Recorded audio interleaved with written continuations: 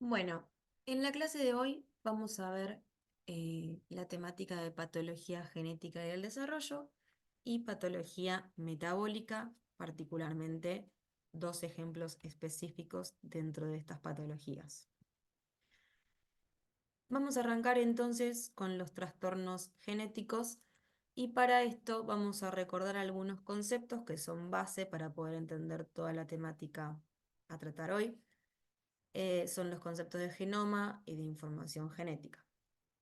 Sabemos que, bueno, la información genética ya medio que la misma palabra nos lo dice, es la información que se encuentra almacenada en, en el ADN de las células de los organismos y que determina las características que ese organismo va a presentar, ¿no? Hablamos entonces de genoma como justamente la secuencia total de ADN que tiene un organismo. El ADN, si recordamos, está formado por una doble hélice. Cada cadena de esta doble hélice es una secuencia de nucleótidos, ¿sí? Y recordar que los nucleótidos están formados por un azúcar con un grupo fosfato y con una base nitrogenada. Y que esa base nitrogenada, a su vez, puede ser adenina, timina, guanina y citosina en el ADN. Y acá ponemos uracilo porque simplemente para recordar que en el ARN mensajero, esta base nitrogenada puede ser el uracilo, pero para el ADN es timina. Bueno, los trastornos genéticos son más frecuentes de lo que se piensa. Se sabe que el 50% de los abortos espontáneos que ocurren en los primeros meses de gestación, eh, el 50% están asociados a una alteración cromosómica. Y además de todos los recién nacidos, un 1% aproximadamente presenta una alteración cromosómica evidente. Por otro lado, individuos menores de 25 años, el 5% de estos individuos desarrollan una enfermedad grave que tiene una base genética, ¿sí? Los trastornos genéticos se clasifican en tres tipos, que ahora los vamos a mencionar, pero luego los vamos a desarrollar en detalle. Tenemos las mutaciones de un gen único con efectos amplios, que también se denominan mendelianas. Tenemos, bueno, estas hacen referencia a mutaciones en un solo gen. Tenemos los trastornos cromosómicos, en donde lo que ocurre es una alteración estructural o numérica en los cromosomas. Y los trastornos multigénicos complejos o multifactoriales, que están dados por polimorfismos en interacción con el ambiente. Ya vamos a ver bien cada uno de estos qué significa. Para arrancar, también previamente vamos a hablar de lo que son las mutaciones. Recordamos que las mutaciones son cambios que ocurren constantemente en el ADN. Cuando me refiero a cambios en el ADN, me refiero a cambios en la secuencia de nucleótidos que lo forman, ¿sí? Fíjense que es en el ADN, no en el cromosoma, sino en el ADN. Estas mutaciones pueden ser puntuales en secuencias codificantes, pueden ser dentro de secuencias no codificantes, pueden ser de lesiones e inserciones y pueden ser mutaciones de repeticiones de trinucleótidos. Las mutaciones puntuales en secuencias codificantes hacen referencia a, si nosotros también recordamos conceptos de, de genética o en general de genómica vistos anteriormente en algún momento de nuestros estudios, vamos a recordar que el ADN, así como está formado por una secuencia de nucleótidos, una doble hebra en asociación con proteínas histonas, bueno, estas secuencias de nucleótidos, la mayoría codifica para distintos genes que se van a traducir en proteínas específicas, pero hay algunos que no codifican genes, no codifican para genes, ¿sí? Em, en ese caso, diferenciamos secuencias codificantes de no codificantes. Acá estamos viendo las mutaciones que ocurren en las secuencias codificantes, es decir, en las partes de la hebra del ADN que sí codifican para genes. ¿Bien? Y son puntuales porque hace referencia a mutaciones en donde una única base nitrogenada se intercambia por otra, se cambia. Como dice acá, ocurre una modificación de triplete. Hablamos de triplete cuando decimos tres nucleótidos con sus correspondientes bases nitrogenadas. Seguramente a partir de ahora vaya a utilizar la expresión tres bases nitrogenadas. Sabemos que eso significa que son tres nucleótidos, ¿no? Con su correspondiente base nitrogenada. Entonces, en la mutación puntual, un triplete, tres bases nitrogenadas, es modificado porque una base se reemplaza por otra. Y sabemos que este triplete, cada triplete, se corresponde a un aminoácido determinado en la proteína final que se va a formar en la expresión génica. Entonces, el efecto de esta mutación es que un aminoácido se sustituya por otro. Por esto se las llama mutaciones de sentido erróneo. Mutaciones de sentido, porque tienen sentido, porque siguen codificando un aminoácido, pero erróneo, no es el que originalmente estaba codificado en la secuencia de ADN.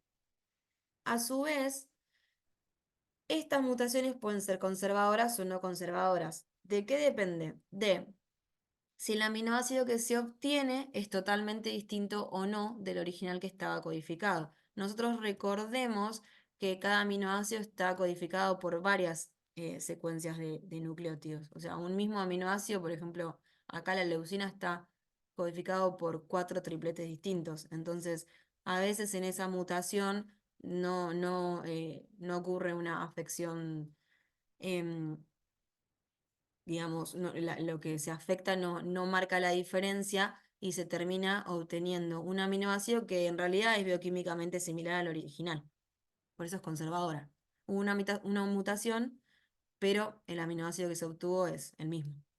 En cambio, en la no conservadora, en este cambio, el simple cambio de una base nitrogenada hace que se obtenga un aminoácido totalmente distinto al original. Y además, cuando esto ocurre, si el aminoácido que se obtiene es un aminoácido que codifica para la secuencia de terminación, la mutación se dice que es sin sentido. Ahí sí no tiene sentido, es sin sentido porque no se codifica más la proteína. Acá tenemos un ejemplo de una mutación puntual que ocurre en el alelo de la beta-globina normal, en donde la citosina muta a uracilo.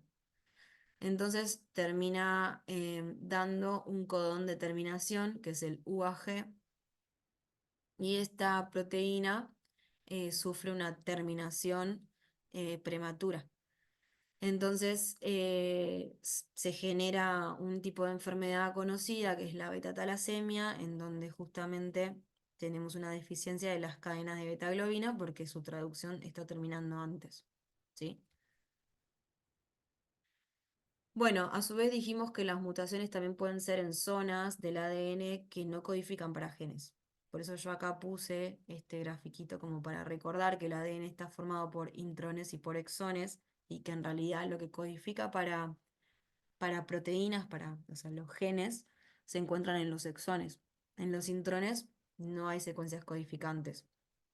Entonces, este tipo de mutaciones puede afectar de dos formas, a nivel de la transcripción o a nivel de la traducción. Afecta a nivel de la transcripción cuando, por más que la mutación sea en los intrones, lo que se está afectando es algún tipo de secuencia reguladora, como secuencias que son promotoras o que potencian la transcripción. Entonces, de esta forma está afectada la transcripción. Por ejemplo, esto ocurre en algunas talasemias.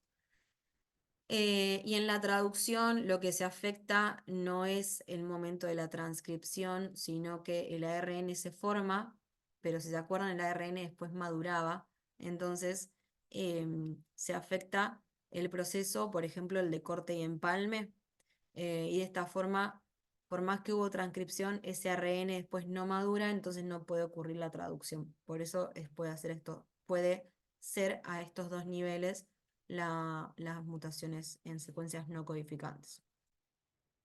Bueno, otro tipo de mutaciones que habíamos dicho que había son las de deleciones e inserciones, en donde em, lo que va a ocurrir se van a, obviamente, o eliminar o a insertar bases nitrogenadas, ¿no? Nucleótidos. El tema es si la cantidad de bases que se agrega o que se elimina es o no múltiplo de 3. Porque siempre hablamos, si se acuerdan, de tripletes. Cada 3 nucleótidos se codifica un aminoácido determinado. Entonces, si el número afectado es 3 o es múltiplo de 3, no se modifica la lectura. O sea, sigo leyendo cada 3 bases nitrogenadas para codificar un aminoácido. El tema es que de repente se va a codificar otra proteína. Por ejemplo, acá, en el ADN normal tenemos eh, esta secuencia que codificaba para una proteína que iba a estar formada por isoleucina, isoleucina, fenilalanina, bueno, y el resto, valina, y no me acuerdo bien qué era, la GLI. Ahora, cuando se elimina la C, la T y la T, termina obteniendo isoleucina y ya en la siguiente secuencia, en el siguiente triplete, en vez de tener ATC, tengo AT, T, AT, T. Entonces, obtengo otra isoleucina. De esta forma, el patrón de lectura se mantiene, no hay problema porque es cada 3, pero lógicamente lo que obtengo es una proteína anómala, con un aminoácido de más o de menos o totalmente distinto. Eh, Después, cuando dijimos que la otra situación es cuando las bases que se afectan no es múltiplo de 3. Entonces esto sí produce una alteración de la lectura. Se desplaza la lectura, ¿sí? Entonces esto va a hacer que también se obtiene lógicamente una proteína anómala con número de aminoácidos incorrectos. Entonces, por ejemplo, en este caso, en la secuencia normal, se agregan, perdón, en la secuencia que codificaba para la serina, que es TCC, en el medio de las dos citosinas se agrega una T, una A y una T. Y ahora esto cambia totalmente el patrón de lectura. Justo la serina se siguió leyendo bien porque, por lo que dijimos, de que el código genético es degenerado y que un mismo aminoácido puede estar codificado por varias tripletes. Pero después, si se fijan, todo el resto de la proteína es totalmente distinto. Lo que antes era tirosina, ahora es isoleucina. Y todo cambia, ¿sí? Hasta que lógicamente se va a producir una interrupción. Este es un ejemplo de inserción. Y acá vemos un ejemplo de delesión, donde, por ejemplo, se elimina la guanina, acá. Y al eliminarse, se modifica totalmente el patrón de lectura y nuevamente, la valina justo se codifica, pero después la treonina, la prolina no se modifican más, no se, no están correctamente codificadas, justo la prolina sí, pero esto lo que produjo es que se termine sintetizando una proteína sin treonina, ¿sí? Porque se alteró la forma de lectura de la proteína. Bueno, acá nuevamente la imagen donde vemos cómo un mismo aminoácido a veces está codificado por varios tripletes distintos. Bueno, también podemos tener mutaciones que involucren lo que se llaman repeticiones de nucleótidos, en donde básicamente una secuencia se amplifica con 3 nucleótidos más. Se agregan repetidas secuencias de 3 nucleótidos, que suelen contener guanina y citosina. Por ejemplo, el síndrome del cromosoma X frágil. Este síndrome se da cuando se generan entre 254.000 repeticiones en tandem, o sea, una al lado de la otra, de la secuencia CGG, dentro de este gen que se llama FMR1. Entonces, el gen normal no debería tener esta secuencia repetida. El gen alterado tiene como hasta 4.000 veces repetido este nucleótido, CGG, CGG, CGG, así 4.000 veces o 250 entre esos valores. Eso, en las poblaciones normales, la repetición es de 29. O sea, en el gen normal está 29 veces. Y en el gen afectado, que genera el síndrome de cromosoma X frágil, está entre 250 y 4.000 veces repetido el triplete. se expande lógicamente la secuencia de trinucleótidos y esto es lo que tiene como significado en un retraso mental, para este caso, para este gen. Bueno, ahora, estos son los tipos de mutaciones que dijimos que hay. Esas mutaciones además pueden afectar células germinales o células somáticas. Si afectan células germinales, lógicamente se van a transmitir a la descendencia, generando lo que llamamos trastornos hereditarios. Y si afectan células somáticas, no van a generar enfermedades hereditarias, no se van a transmitir a la descendencia. Pero sí, lógicamente, son importantes en algunas patologías, en algunas afecciones como el cáncer o las malformaciones congénitas. Vamos a continuar recordando, diferenciando un poquito estos conceptos, el de hereditario, familiar y congénito.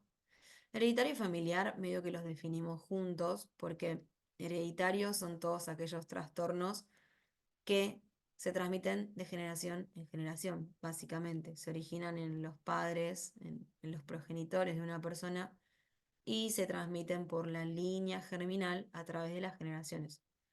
Es por esto que se dice que son familiares. Entonces, un trastorno familiar implícitamente está indicando que es hereditario, ¿sí? Un trastorno familiar es lógicamente el que afecta a las familias y en consecuencia es hereditario, ¿sí?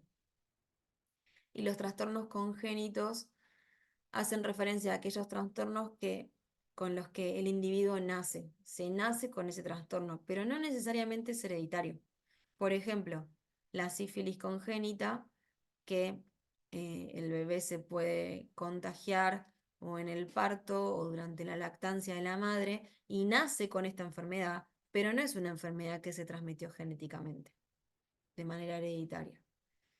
Em, por eso, algunas enfermedades que sea congénito no siempre significa que sea hereditario.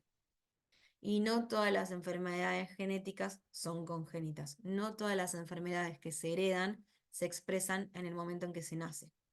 Pueden expresarse más tarde, más adelante.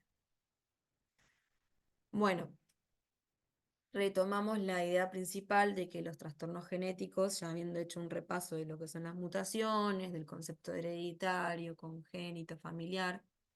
Bueno, y acá no quedó explícito también el de adquirido, pero que en la guía se menciona y lo ven, y que hace referencia a aquellos trastornos que se adquieren a lo largo de la vida. No se heredan, sino que por la exposición a alguna noxa o por algún tipo de mutación se adquiere ese trastorno en lo largo de la vida. Em, Volviendo a cómo se clasifican los trastornos, sabemos que dijimos que se clasificaban en estos tres grupos.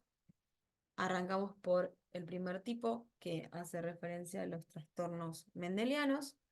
Son aquellas mutaciones de un único gen, pero que tiene efectos amplios. Es decir, un solo gen se muta, pero el efecto es amplio, tiene muchos efectos distintos. También vamos a hacer un leve repaso de conceptos para poder avanzar con esta parte. Recordamos de nuevo, material genético hace referencia a la secuencia de los nucleótidos. Los cromosomas es la forma en la que se organiza el ADN en el interior de la célula. Em, Son distintas estructuras de ADN que están asociados a proteínas. A ver, el material genético es un concepto general, ¿sí? Hace referencia al ADN que poseen todos los organismos. Ahora, ¿cómo se organiza ese material genético en el núcleo de la célula? Depende del tipo celular. En el caso de los eucariotas, ese material genético se organiza en distintas estructuras que se llaman cromosomas, en donde el ADN se asocia con proteínas especiales llamadas histonas. Esto es como si yo uso a veces ejemplos medio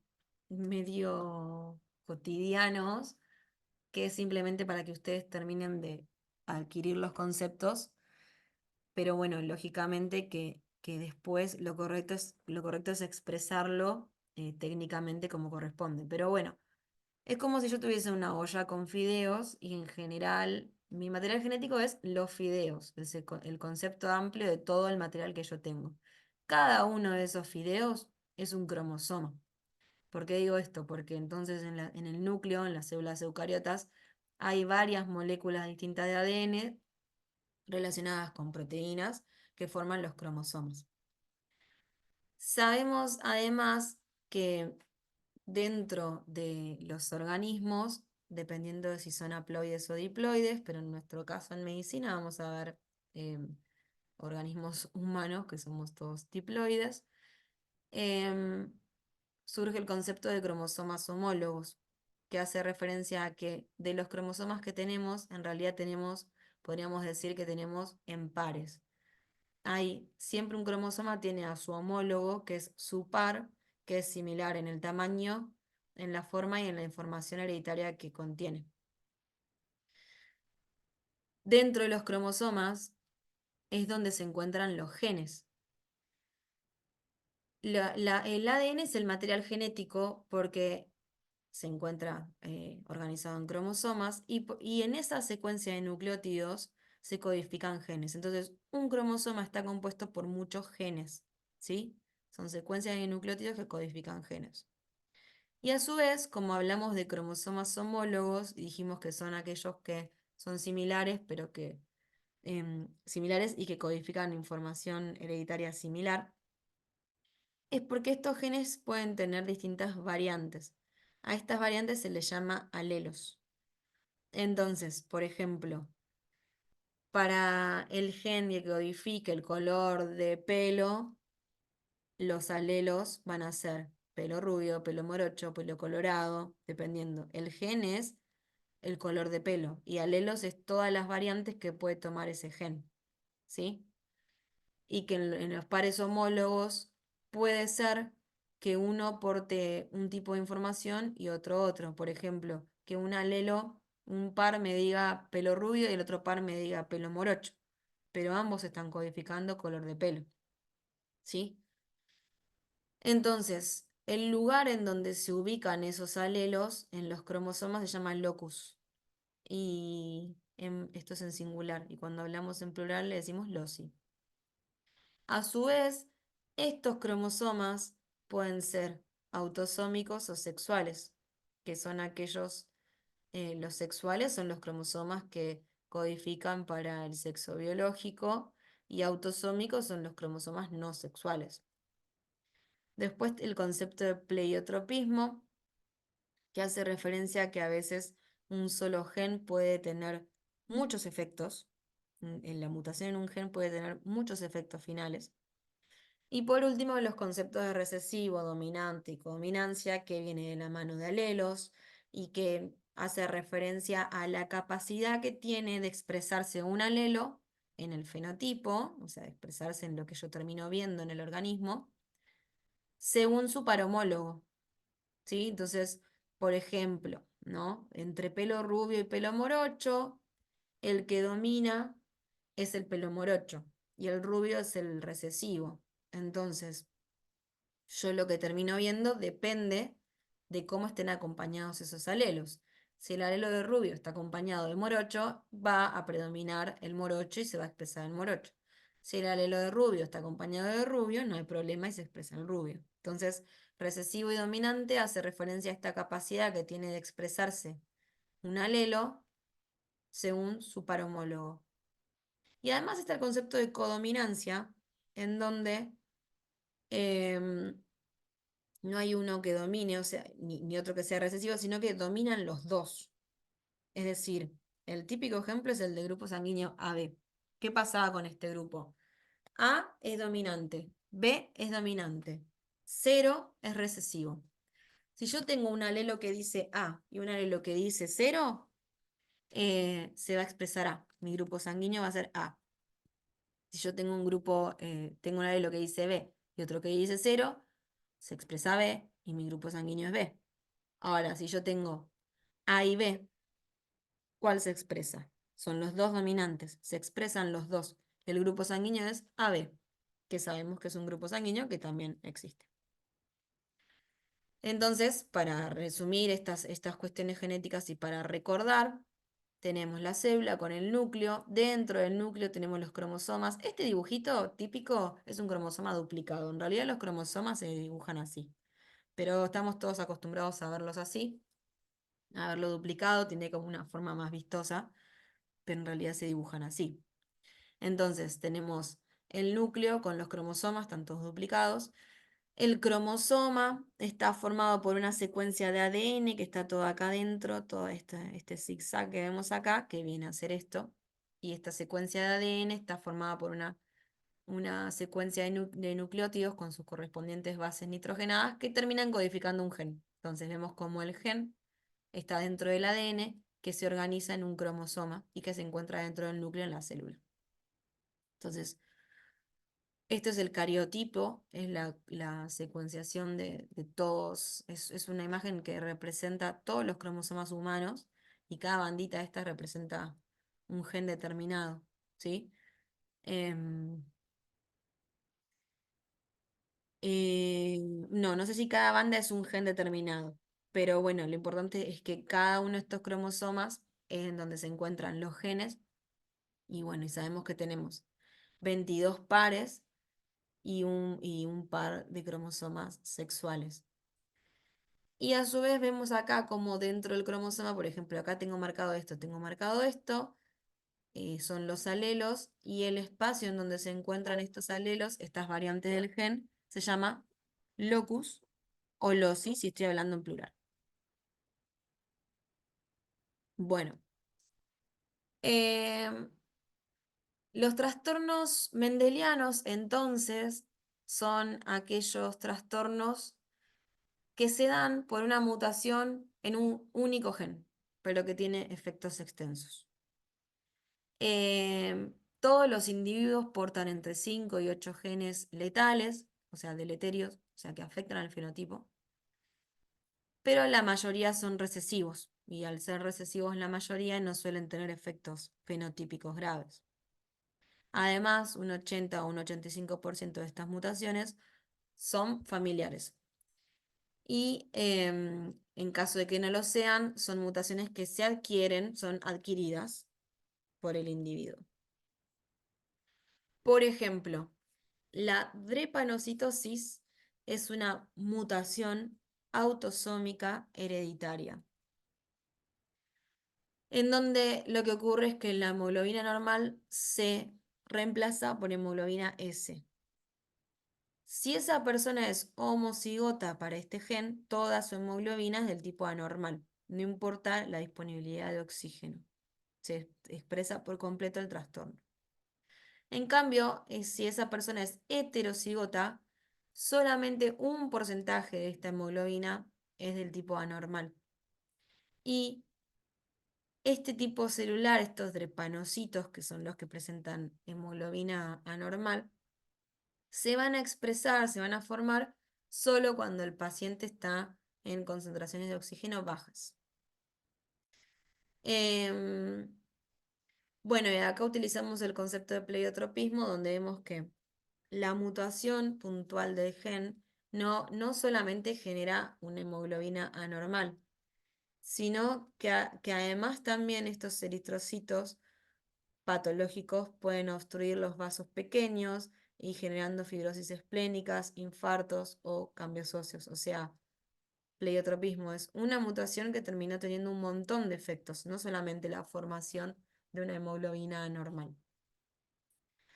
Ahora, este tipo de trastornos, estos mendelianos o, o de un único gen, se pueden transmitir de distintas formas. Pueden ser autosómicos dominantes, autosómicos recesivos o ligados al cromosoma X. Cuando estamos hablando de trastornos mendelianos autosómicos dominantes, se van a manifestar en heterocigosis, es decir, como es dominante, con que sea heterocigota el organismo para ese gen, ya alcanza para que se manifieste el trastorno, porque es dominante, no importa qué alelo lo acompañe. Este tipo de trastornos no son tan comunes. Se afectan hombres, mujeres, de igual forma, y ambos lo pueden transmitir.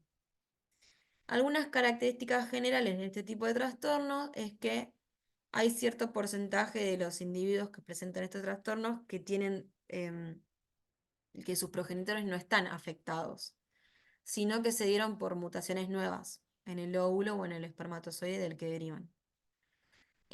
Además, las características clínicas de estos trastornos van a variar con la penetrancia. ¿Qué es la penetrancia? Es el porcentaje dentro de una población que porta un determinado gen, el porcentaje que lo expresa. Cuanto mayor penetrancia, significa que mayor porcentaje de expresión tiene ese gen en la totalidad. Por ejemplo, de 10 personas, si 8 tienen el gen, pero solo uno lo expresa, tiene baja penetrancia. Si de esos 8 lo expresan 7, tiene una alta penetrancia. Eh, y la expresividad es porque la capacidad de expresarse de ese propio gen, más allá de cuántos lo expresan, el hecho de que se exprese o no puede ser variable. Además, este tipo de trastornos autosómicos dominantes puede retrasarse con la edad. Incluso los síntomas y los signos pueden no aparecer hasta la edad adulta. Y acá tenemos muchos ejemplos de trastornos autosómicos dominantes, solo a modo de mostrarles. Y sí vamos a hacer hincapié en en el de hipercolesterolemia familiar. La hipercolesterolemia familiar es un trastorno autosómico dominante que se denomina también enfermedad del receptor porque lo que ocurre es una mutación en el gen que codifica al receptor para el LDL. ¿Se acuerdan cuando veíamos los mecanismos de transporte del colesterol, que veíamos LDL, HDL? Bueno, en este tipo de trastorno está afectado el receptor del LDL. De esa forma, o sea, esta afección es o no tenemos síntesis de estos receptores o la función está afectada, pero lo importante es que se termina afectando el transporte del colesterol, básicamente, al interior de la célula. Entonces, en consecuencia, ¿qué es lo que ocurre? Aumenta el colesterol en sangre, porque está afectado el transportador que lo interioriza a la célula, que lo internaliza. Entonces se produce hipercolesterolemia. Tengo niveles elevados de colesterol en sangre, pero no, pero esto se debe a un trastorno familiar, a un trastorno hereditario, en donde se vio afectado el receptor que internalizaba el colesterol LDL, ¿sí? Se generó hipercolesterolemia. Y esta elevación del colesterol sérico puede aumentar el riesgo de sufrir aterosclerosis. eh, y en homocigotos puede incluso haber mayor frecuencia de cardiopatía isquémica. Y se forman los conocidos santomas. Bueno, el siguiente de los tipos de trastornos dentro de los trastornos mendelianos, siempre recordemos dónde estamos parados, es muy extenso el seminario de hoy en cuanto a contenido, en cuanto a información, así que de vez en cuando voy a tratar de recapitular. El siguiente de los trastornos que vemos dentro de los trastornos que involucran a un único gen, o sea, los mendelianos, son aquellos que son autosómicos y recesivos. ¿Dónde? Este sí que es el grupo más amplio de los trastornos mendelianos. Y a diferencia del dominante, lógicamente, este tipo de trastorno se va a manifestar solo si es homocigota, solo en homocigosis, porque es recesivo. Es decir, que son los dos alelos los que tienen que tener la mutación. Si uno la tiene y el otro no, como es recesivo, no se expresa. Por eso, no se suele observar en los progenitores, porque por ahí son portadores de la mutación, pero no la expresan porque son heterocigotos. Sin embargo, tanto quien presenta la enfermedad como los hermanos o hermanas pueden sufrirla, pueden tener esa enfermedad. La probabilidad de presentar ese rasgo es del 25%. Y Eh, si la frecuencia con la que aparece este gen es baja en la población, hay una alta probabilidad de que el individuo que está expresando esa afección sea hijo de una pareja cosanguínea. O sea, si en una población determinada una persona tiene una afección que en realidad no es normal en la población y que se sabe que tiene este tipo de herencia, probablemente sea porque esa persona es hijo de una pareja cosanguínea, porque lógicamente si no es normal en la totalidad de la población y quizás sea normal dentro del entorno familiar nada más, ¿sí? Bueno, eh, ¿cuáles son las principales diferencias con los trastornos dominantes? Esta expresión suele ser más uniforme, la penetrancia suele ser completa, es decir, en todos los organismos que está presente esta alteración suele expresarse, perdón, la penetrancia es entonces frecuente que sea completa. Eh, la enfermedad comienza en fases tempranas de la vida. Puede haber mutaciones de cero, o sea, que no sean heredadas, pero lógicamente como son, como tienen que estar en homocigosis, es raro detectarlas porque es difícil las probabilidades de que sea homocigota para esa mutación. O sea, puede que no sea heredada, puede que sea adquirida a lo largo de la vida, pero tiene que adquirirla en los dos alelos, entonces termina siendo medio difícil de detectar. Em, y muchos de este tipo de mutaciones se dan en genes que codifican para enzimas. Y en este caso, cuando son heterocigotos para esa mutación, se pueden producir de los dos tipos de enzimas, normal y defectuoso. Por lo cual, aunque sea la mitad de la dotación de la enzima, se puede lograr con normalidad. A eso se le llama margen de seguridad. Bueno, y acá tenemos también ejemplos de trastornos em, autosómicos recesivos, ¿sí? Solamente a modo ilustrativo, no se los tienen que aprender, que saber a todos, pero por lo menos recordar algunos. Sí, no tienen que estudiar la patogenia de cada uno de estos. Bueno, después tenemos los trastornos monogénicos o mendelianos que son ligados al cromosoma X. En general, aquí hablamos con ligado al cromosoma X, que se heredan porque están presentes en el cromosoma X, nada más. O sea, se heredan ligados al X. En general, cuando hablamos de trastornos ligados al sexo biológico, esto suele ser ligado al X. Y casi todos suelen ser recesivos. Porque, por un lado, los hombres que tienen mutaciones ligadas al Y suelen ser infértiles, entonces no hay ninguna herencia ligada al cromosoma. Principalmente este tipo de trastornos se van a expresar en los hombres. ¿Por qué? Porque X e Y en realidad no son cromosomas homólogos, ¿sí? Se mueven juntos, son los cromosomas sexuales, se mueven juntos en la división celular, me refiero, pero no son homólogos. Entonces, al hombre se lo denomina hemicigoto. ¿Y qué es lo que ocurre? Eh, en el hombre hay un X y un Y, en la mujer un XX. La mujer tiene más probabilidades, como estamos hablando de que suelen ser recesivos, tiene más probabilidades de que ese X no se exprese porque esté acompañado de un alelo que sea dominante para la situación normal. En cambio, el hombre, como es XY, y dijimos que no son homólogos, ya alcanza con que ese X porte este trastorno para que se exprese, porque en el I no va a estar el dominante que lo anule. Em, Ahora, en el caso de la mujer, de cualquier forma, igual puede ser heterocigota para esta afección, es decir, puede ser XX y que una de esas X, uno de esos cromosomas X, presente el trastorno. En este caso, Em, lo que ocurre es que puede haber que puede ser que alguno de esos cromosomas X mutantes se exprese, porque la inactivación del cromosoma X en la mujer es al azar.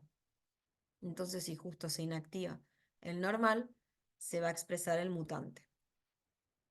Por ejemplo, vamos a usar un ejemplo a ver si se clarifica un poquito más, porque, insisto, quizás es mucha información. Pero bueno, vayan viendo tranquilos el seminario, lo van a ir viendo tranquilo, van poniendo pausa, van leyendo en el libro y cualquier cosa me consultan por campus o a mis estudiantes en mi comisión.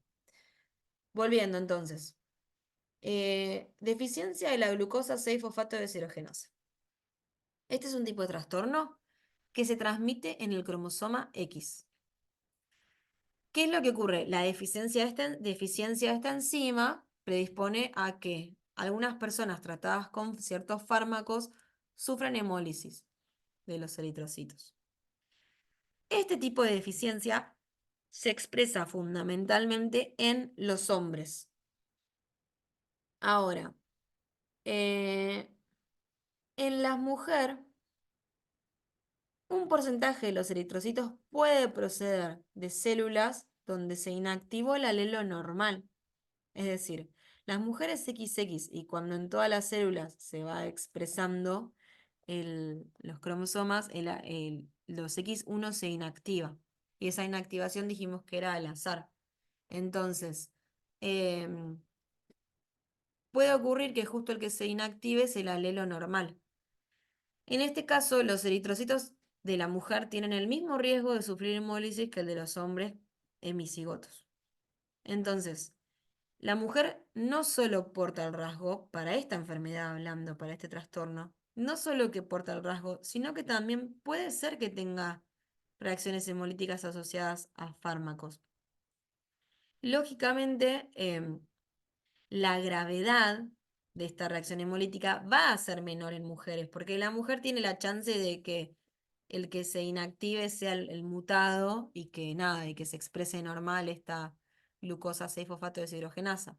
Pero de la misma forma tiene la probabilidad de que no. Entonces puede haber hemólisis, pero con menor gravedad que en los hombres, que sí o sí lo que se va a expresar es la deficiencia, porque tienen un solo X. ¿Sí? Y acá tenemos algunos ejemplos de trastornos que están ligados al X. Bueno, y tenemos acá el síndrome del cromosoma X frágil, que es el que mencionamos hoy, de la enfermedad del retraso mental. Bueno, esto es, yo se los agrego para que vean que a veces en los libros están estos cuadritos que solemos pasar de alto, pero están buenos porque nos ayudan a resumir algunas cuestiones. Y lo que vamos a ver es que como un recuento de las características de cada uno de los patrones de transmisión de los trastornos monogénicos. Recién estamos entonces en el primero de los tipos de trastornos, que era que se afecta a un único gen, pero con expresión amplia. Y además dijimos que ese único gen tiene distintas formas de transmitirse, ¿sí? Autosómico dominante, autosómico recesivo ligado al cromosoma X. Autosómico dominante, se expresa lógicamente en heterocigosis, ya se expresa. eh, no afecta a proteínas enzimáticas, suele involucrar más bien a receptores y proteínas estructurales, como por ejemplo el receptor de LDL en la hipercolesterolemia familiar. Después teníamos las autosómicas recesivas, que sí o sí tenían que estar los dos copias, los dos alelos mutados, y este caso sí afecta proteínas enzimáticas. Y se pueden afectar tanto hombres como mujeres, lógicamente que probablemente la afección sea menos letal en mujeres. Y en los trastornos ligados al... No, perdón, eso de letal era para los del X, es el último que expliqué. En este caso se pueden afectar con igual frecuencia, porque es autosómico, ¿sí? No es sexual, perdón. Ahora sí, los trastornos ligados al cromosoma X se transmiten por mujeres heterocigotas a sus hijos y que van a manifestar la enfermedad. Y las portadoras femeninas, esto es lo que quise decir recién, pueden llegar a expresar en parte el trastorno, pero suelen estar protegidos por la inactivación aleatoria del cromosoma X. Bueno, en general, los trastornos monogénicos involucran cuatro mecanismos distintos. Pueden producir defectos enzimáticos, defectos en los receptores de membrana, alteraciones en la estructura, función o cantidad de proteínas no enzimáticas y mutaciones que determinan reacciones infrecuentes frente a fármacos. Son distintos mecanismos en los que se basan los trastornos monogénicos. Por ejemplo, defectos enzimáticos y sus consecuencias, o reacciones frente a fármacos, el ejemplo que vimos de este, de la deficiencia de la glucosa 6-fosfato deshidrogenasa, es un ejemplo de efectos sobre enzimas con exposición a fármacos. Después, por ejemplo, alteraciones acá, defectos de los receptores de membrana y los sistemas de transporte, por ejemplo, cuando vimos la hipercolesterolemia familiar. ¿Sí? Son distintos mecanismos que presentan cada uno de estos trastornos de los que fuimos charlando. Ahora sí, vamos a pasar al segundo de los trastornos cromosómicos, que son, el segundo, perdón, sí, de los trastornos genéticos que son cromosómicos. Son alteraciones en la estructura o el número de los cromosomas. ¿Bien? Entonces, a ver, voy a volver muy rapidito para atrás para recapitular dónde estamos parados. Dijimos, trastornos genéticos. Explicamos más o menos todo lo que tiene que ver con los trastornos genéticos, todos los conceptos importantes, etc. Dijimos que los trastornos genéticos pueden ser de tres tipos. Arrancamos por este, en donde lo que se afecta es un único gen. Ahora vamos a ver la siguiente forma. Lo que pasa es que este llevó un poquito de tiempo porque dentro de este también dijimos que a su vez, además de que sea un único gen el que se puede afectar, la forma en la que se transmite varía. Puede ser dominante, puede ser recesivo, puede ser ligado al cromosoma X, pero todo es dentro de un único gen. Ahora vamos a avanzar con el siguiente de los trastornos, perdón si los mareo yendo y viniendo, pero bueno, es para recapitular, que es el trastorno cromosómico. Ya salimos de que sea de único gen y vamos al otro tipo de trastorno genético que es alteración o en la estructura o en el número de los cromosomas. Se denominan aberraciones cromosómicas. Aberraciones cromosómicas se llaman a estas alteraciones que pueden terminar generando una alteración o en el número de los cromosomas o en la estructura. Por eso, esta aberración puede ser de tipo numérica o estructural.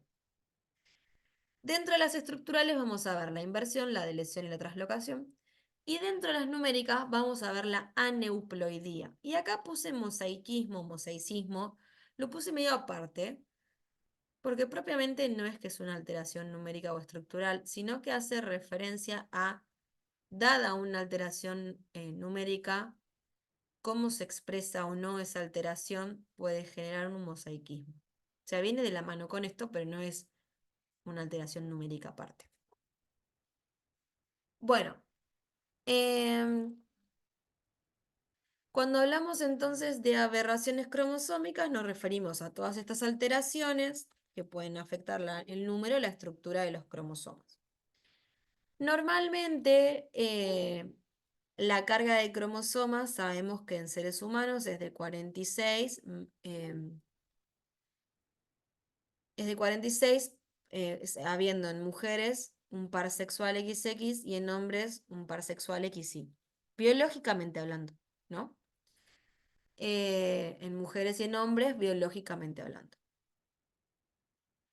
Ahora, lo que tenemos es cuando, cuando la dotación cromosómica de la que estamos hablando es múltiplo exacto de 23, estamos hablando de euploidía, es decir, si en los estadios diploides la dotación cromosómica es de 46, esa célula presenta euploidía, está cumpliendo con el múltiplo que corresponde. Si las células germinales tienen 23 cromosomas, que son haploides, tiene euploidía, está cumpliendo con el múltiplo exacto de 23 que tienen las células, em, en este caso sexuales, que fue el ejemplo que dije, humanas.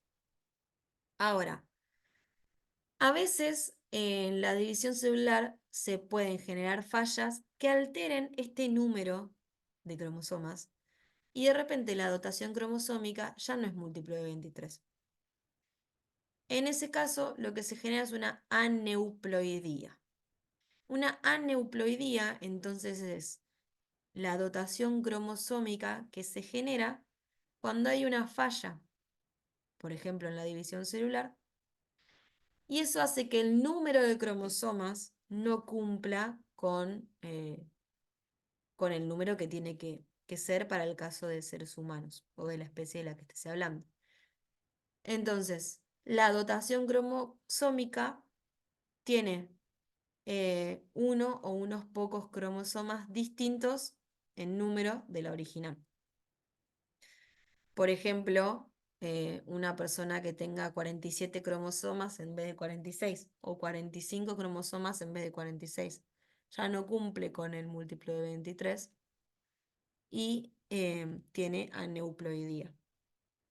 ¿Cuándo se suele dar este tipo de aberración que es numérica? Viniendo acá, estamos viendo este tipo de aberraciones numéricas. Suele ocurrir durante la gametogenia por errores en la separación de la gametogenia eh, por un retraso en la anafase. Por ejemplo, en este caso es la gametogenia, ¿no? Se están formando gametas. Lo normal sería, por ejemplo, este caso de acá, esto es todo un mismo proceso de meiosis, pero bueno, tomo esta mitad para que se vea. Que en este caso estas gametas son normales, cada uno tiene un número n. Venimos de la meiosis 1, donde los pares homólogos se ubicaron en la parte central de la célula, y luego en la meiosis 2 se van a separar las cromátides hermanas de los cromosomas. ¿Qué es lo que ocurrió? En un caso, todo ocurrió normalmente, se obtuvieron gametas N a partir de gametas 2N, pero en el otro caso, por ejemplo, no se separaron de manera correcta las cromátides hermanas y se terminó obteniendo una célula germinal que tiene un cromosoma de más y otra que tiene un cromosoma de menos. ¿Sí? Entonces, yo termino obteniendo, cuando estas células germinales, óvulos o espermatozoides, se junten con la correspondiente gameta, células germinales, perdón, estas gametas se junten con la correspondiente gameta del sexo opuesto, se van a obtener individuos 2N, pero van a ser 2N más 1, por ejemplo en este caso, o menos 1. ¿Sí? Entonces, recapitulo. Aberración cromosómica que afecta el número de cromosomas. Lo normal, y vamos a usar la expresión normal en este caso porque cuando algo no es patológico, en esta materia le vamos a llamar normal. Lo normal va a ser entonces la carga cromosómica 46 con un XX en mujeres y 46 con un XY en hombres biológicamente hablando. Cuando hablamos entonces de múltiplos de 23, ¿sí? Entonces hablamos de una euploidía cuando se cumple ese múltiplo. Ahora, cuando hay algún tipo de falla durante la división celular, ya sea en el momento de la separación, en la formación de las gametas o por un retraso en la anafase que ahora vamos a ver, se obtiene una dotación cromosómica distinta. En vez de tener 46, por ejemplo, tengo 47 o 45. Porque, ¿qué es lo que ocurre? Por ejemplo, falta de separación en la gametogenia. Se terminan formando gametas que son n más 1 o n menos 1. ¿Por qué?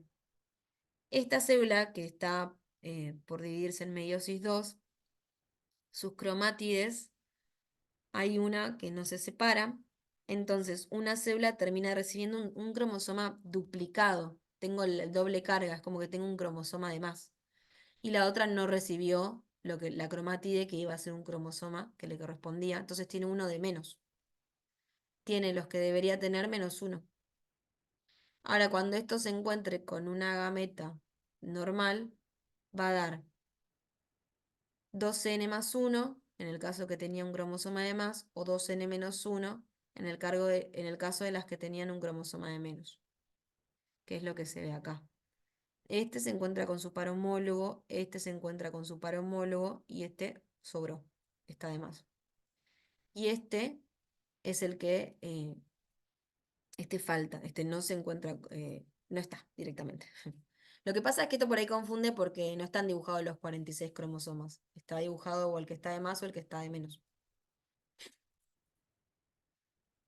Bueno, otra de las formas puede ser por un retraso en la anafase, en donde básicamente lo que ocurre es que em,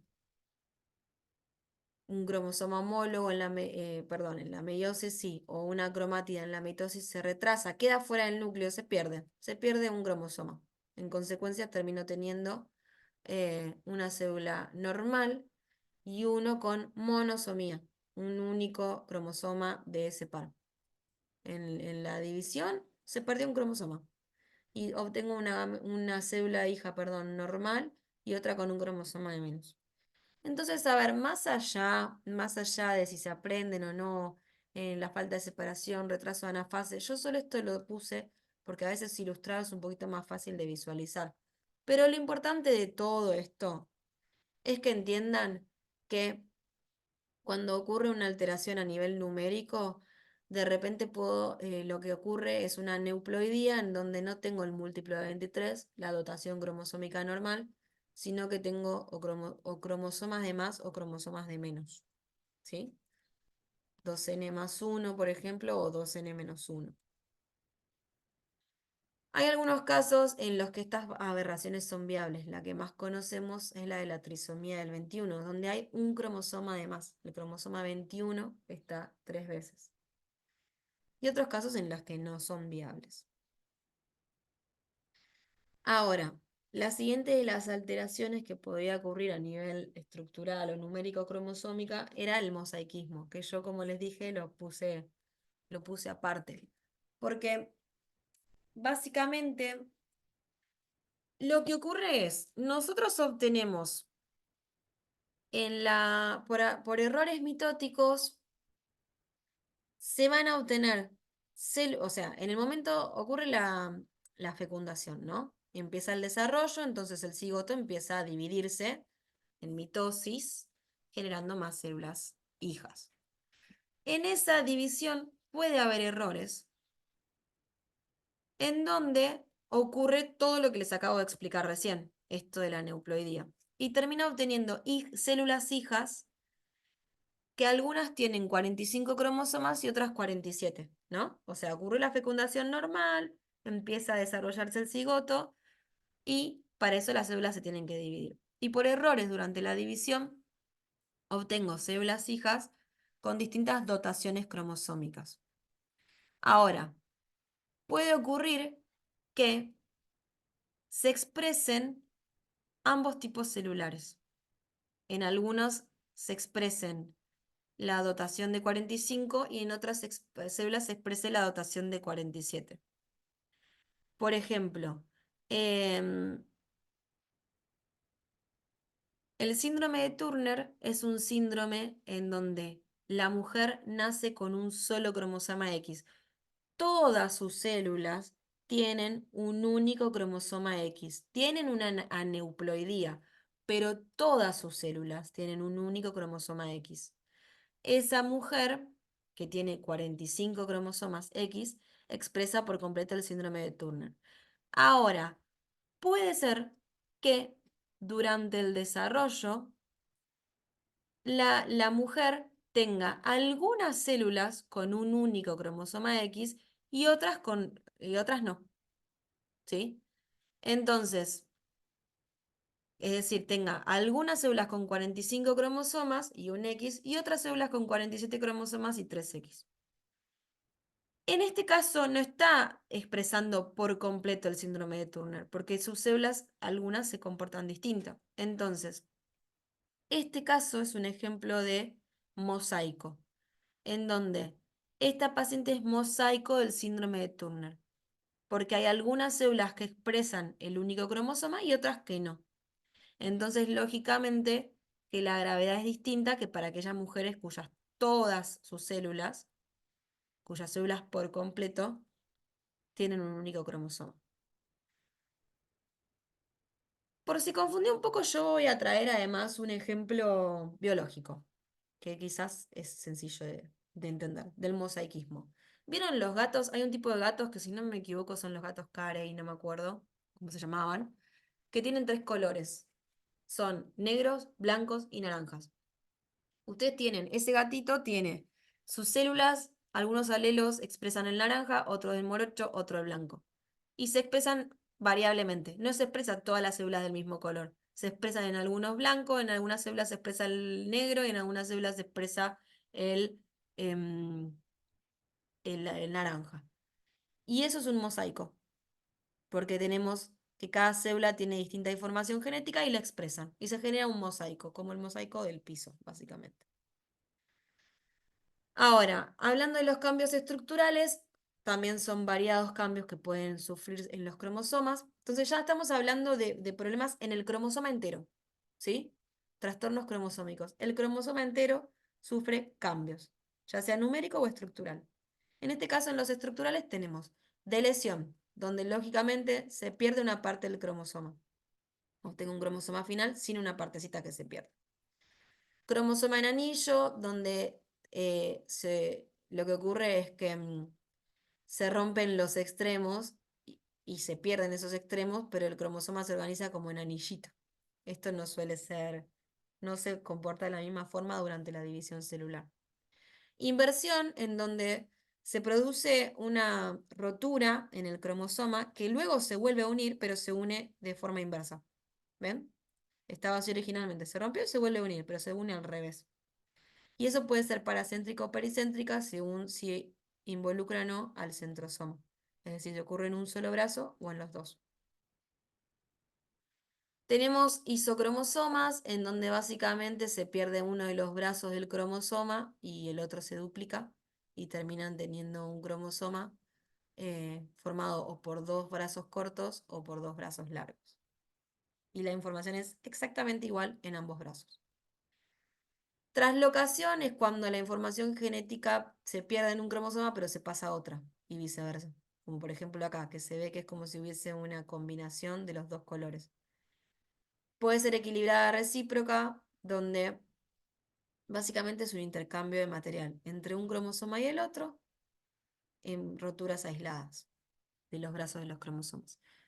Ahora, hay otro tipo de translocación que se llama robertsoniana, en donde básicamente eh, se pierde la información de uno y se pierde la información del otro, involucrando al centrosoma, entonces esos cromosomas se unen por el centrosoma y terminamos obteniendo un cromosoma muy grande formado por una partecita de uno, donde al centrosoma se unió la otra parte grande del otro, que es lo que vemos acá, y un cromosoma chiquito, que es el resto del cromosoma con el otro resto que involucra el otro centrosoma, se unen y forman un cromosoma chiquito que se suele perder.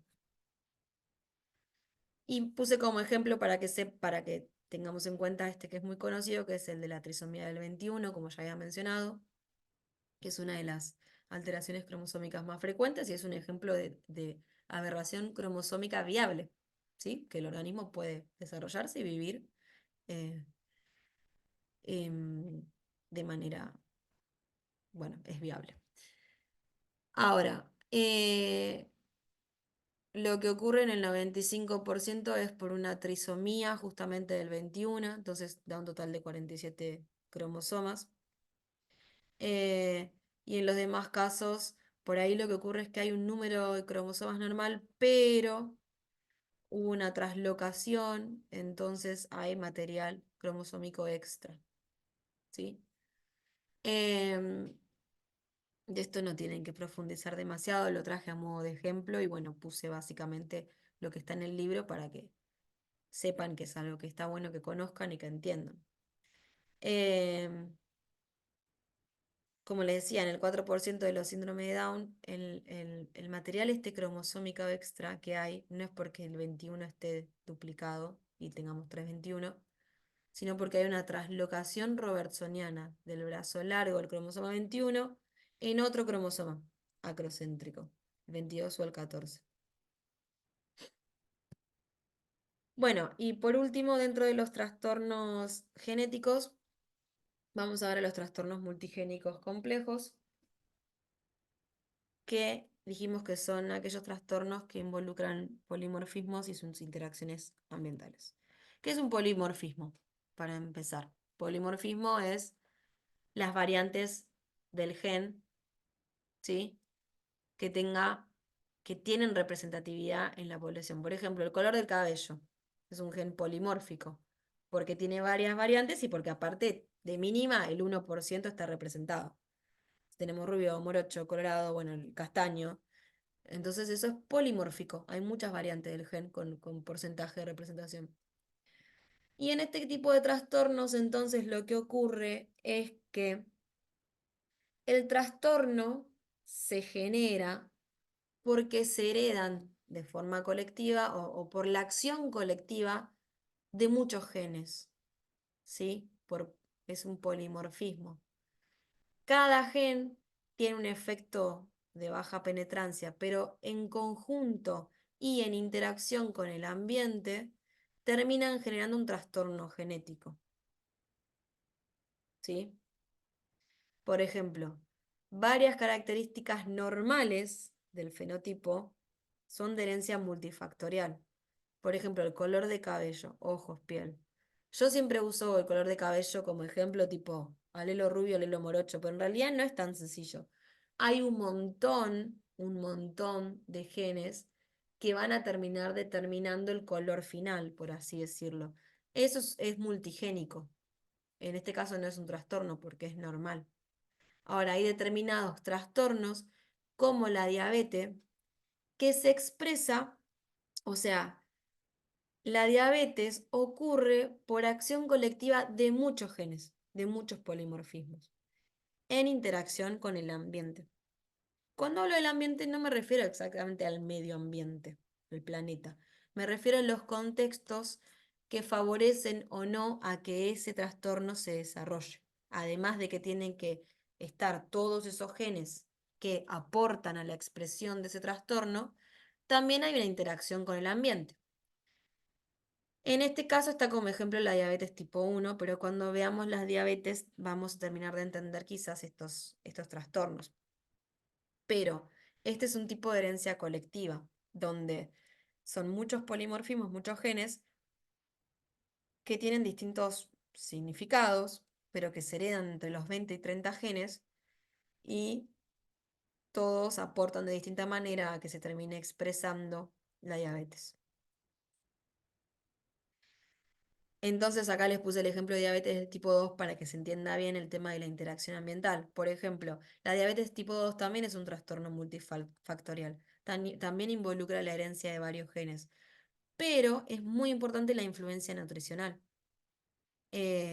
Más allá de la herencia genética, la obesidad es un factor que es clave para que se exprese o no esta enfermedad.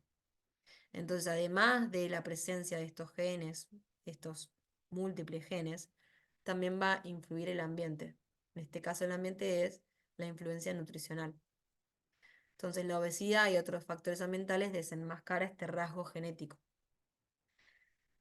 Em, bueno, y ya nos vamos acercando al final, se hizo un poco largo quizás este seminario, y vamos a entrar en lo que es la patología metabólica. Lo que vamos a ver son ejemplos de dos patologías, muy sencillito, lo vamos a ver que son patologías metabólicas, pero que tienen bases genéticas, ¿se entiende? O sea, van a ser dos ejemplos de bases genéticas, de trastornos genéticos, que terminan generando un trastorno metabólico.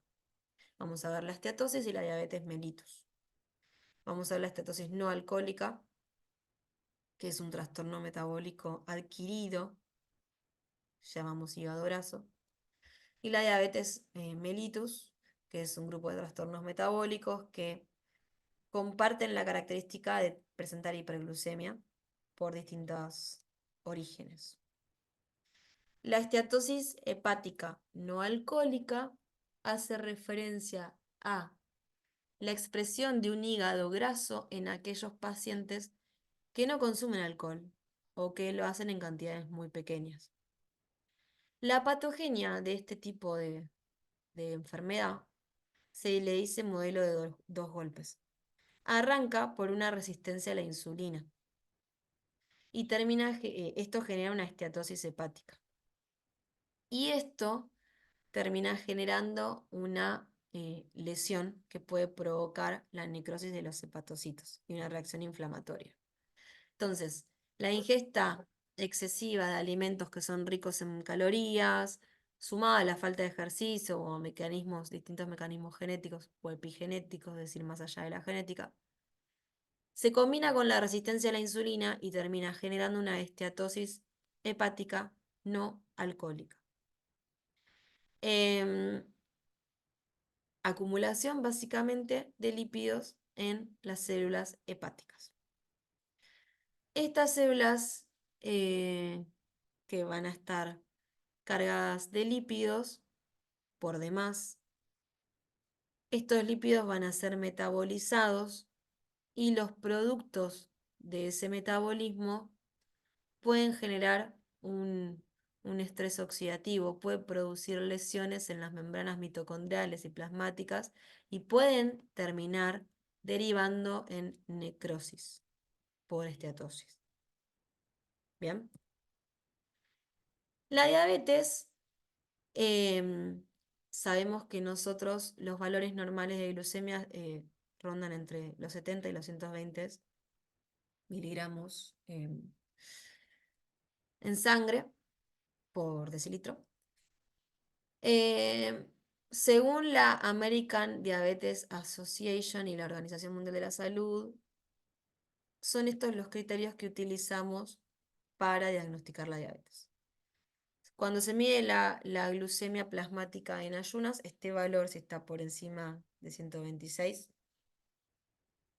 si es al azar, el valor se considera si está por encima de 200. Después está la prueba de tolerancia a la glucosa oral y se mide también la concentración de hemoglobina glucosilada, que estos son conceptos que hemos visto en otras materias, como por ejemplo en ARTI3. Sabemos que la diabetes se clasifica en dos tipos, la diabetes de tipo 1 y la de tipo 2. Todos conocemos, creo, esta clasificación de las diabetes. ¿Cuál es la principal diferencia entre cada una? La principal diferencia es que una se asocia a una enfermedad autoinmune y la otra no.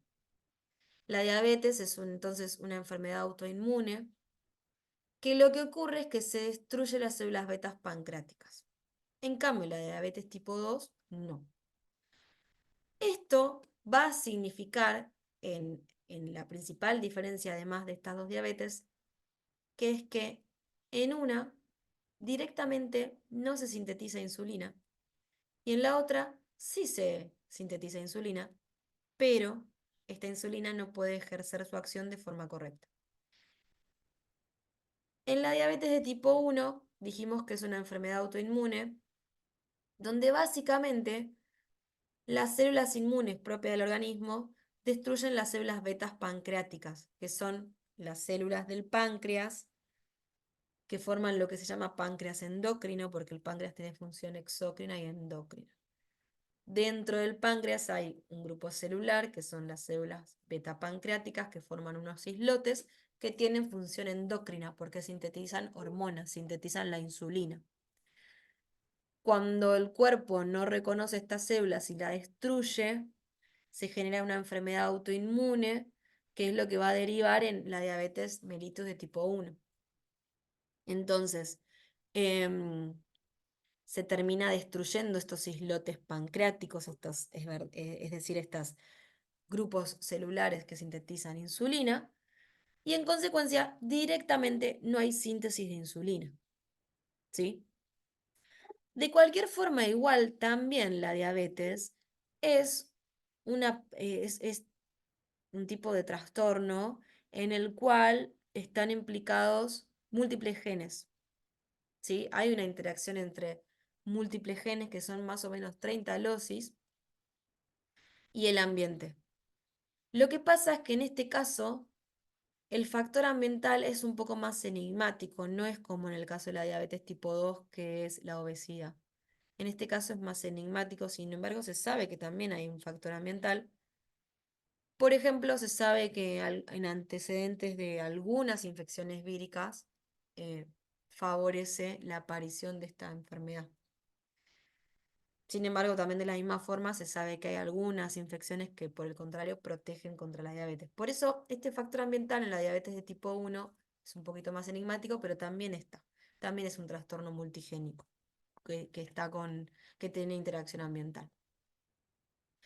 De los grupos de genes que determinan la predisposición para la diabetes tipo 1, el más importante es el grupo de genes HLA, que contribuye hasta en un 50% de la predisposición genética a este tipo de diabetes.